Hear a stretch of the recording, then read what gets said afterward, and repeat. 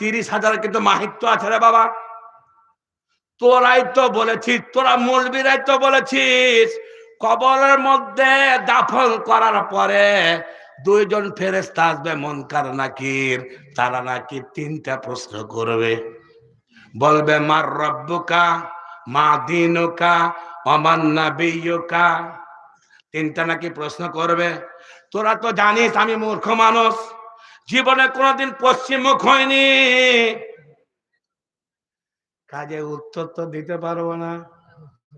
তো শুন রে বাবা, যেমনই মুনকার নাকির বলবে মার রব্বুকা, আমি বলবো আমি কিচ্ছু জানি না, এই নাও 10,000।